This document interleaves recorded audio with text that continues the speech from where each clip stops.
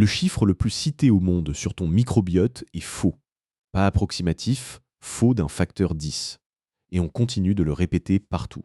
Tu parles, Doc, de celui qui dit qu'on a 10 fois plus de bactéries que de cellules? Celui-là même, Léo. Aujourd'hui, sur Santé avec Doc, on démonte le microbiote, le chiffre qu'on a recalculé, celui qu'on ne t'a jamais dit, et la seule question qui compte vraiment quand tu regardes une boîte de probiotiques. Et je pose le cadre. Ce n'est pas une vidéo qui dit que le microbiote ne compte pas. C'est une vidéo sur l'écart entre ce qu'on sait vraiment et ce qu'on te vend. Et sur ce sujet-là, l'écart est le plus grand de toute la chaîne. Commençons par ce fameux 10 contre 1.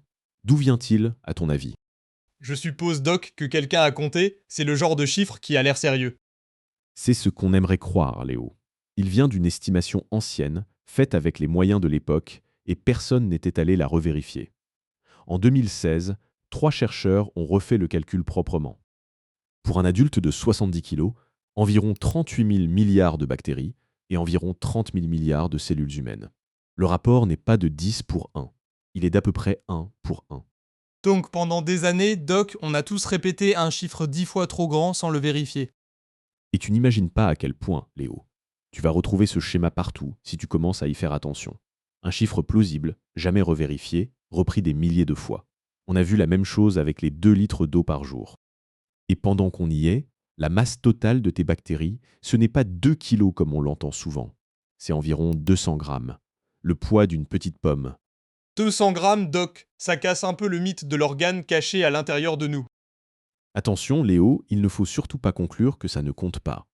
38 000 milliards de bactéries, même à 1 pour 1, ça reste un écosystème gigantesque. Le chiffre était faux. L'importance du sujet, elle, ne l'est pas. Alors passons au rayon, parce que c'est là que ça se joue vraiment. J'en ai pris pendant un mois l'an dernier, Doc, sans savoir vraiment ce que je prenais. Comme presque tout le monde, Léo. Voilà le point le plus utile de cette vidéo.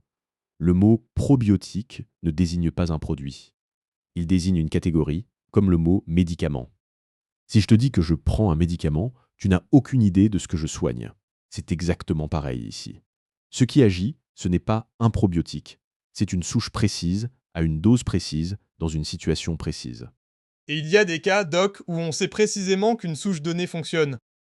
Oui, Léo, et le mieux documenté est très concret. La diarrhée qui suit une prise d'antibiotiques. Là, une revue Cochrane conclut à une réduction importante du risque. Et on sait même le quantifier autrement. Il faut traiter environ 10 personnes pour éviter un cas. Ce n'est pas magique, mais c'est réel et c'est mesuré. 2 détails qui changent tout. Les souches étudiées dans cette situation sont identifiées par leur nom complet, pas par le mot probiotique. Et le moment compte, il faut commencer en même temps que l'antibiotique, pas quand la diarrhée est déjà là.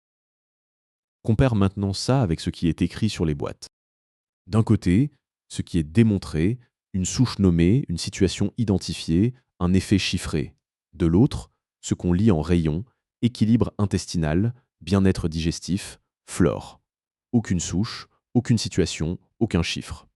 Donc la prochaine fois, Doc, je regarde s'il y a un nom de souche écrit sur la boîte. C'est le bon réflexe, Léo. Et je vais m'arrêter là. Je ne vais te recommander ni souche, ni marque, ni dose. Parce que ça dépend de ce que tu cherches à traiter et que ça se décide avec quelqu'un qui le sait. Et surtout, ne retiens pas de cette vidéo que les probiotiques ne servent à rien. Ce serait aussi faux que la promesse inverse. Ce qui est démontré est étroit et précis. C'est différent d'être inexistant. Alors concrètement, qu'est-ce que tu fais de tout ça devant un rayon? Première chose, regarde s'il y a un nom de souche sur la boîte. Un vrai nom de souche, ça se reconnaît. C'est un genre, une espèce et une désignation. 3 éléments, pas un seul mot. Si tu ne trouves que le mot probiotique, la boîte ne t'a rien dit. Deuxième chose, cherche pour quelle situation. Une souche n'est pas étudiée, en général, elle est étudiée pour quelque chose de précis. Équilibre intestinal et bien-être digestif ne sont pas des situations, ce sont des ambiances. Troisième chose, et c'est la question à poser à ton médecin ou à ton pharmacien plutôt qu'à Internet. Est-ce que dans MA situation, il existe une souche documentée? La réponse sera souvent non, et c'est une réponse utile. Et si c'est dans le cadre d'un antibiotique, pose aussi la question du moment. On a vu que commencer en même temps n'est pas la même chose que commencer une fois que le problème est installé. Ça se décide avec la personne qui te l'a prescrit. Si tu ne devais retenir que 4 choses de cette vidéo, ce serait celle-là. 1. Le rapport n'est pas de 10 bactéries pour une cellule humaine. Il est d'environ 1 pour 1, recalculé en 2016. 2. La masse de ton microbiote tourne autour de 200 grammes, pas de kilos. 3. Probiotique est une catégorie, pas un produit. Ce qui agit, c'est une souche nommée dans une situation précise. 4. Ce qui est démontré est étroit, mais réel. Ni la promesse du rayon, ni le mépris de ceux qui disent que tout ça est du vent. Et si tu devais garder une seule phrase sur le microbiote, la bonne question n'est jamais est-ce que ça marche, c'est quelle souche, pourquoi. Maintenant, je suis curieux, est-ce que tu as déjà pris des probiotiques et est-ce que tu saurais dire lesquels? Dis-le en commentaire, je crois qu'on va tous découvrir quelque chose. Cette vidéo est un contenu éducatif, elle ne remplace pas un avis médical. Si tu as une maladie digestive chronique ou si ton immunité est affaiblie, ne prends pas de probiotiques sans en parler à ton médecin. À bientôt sur Santé avec Doc.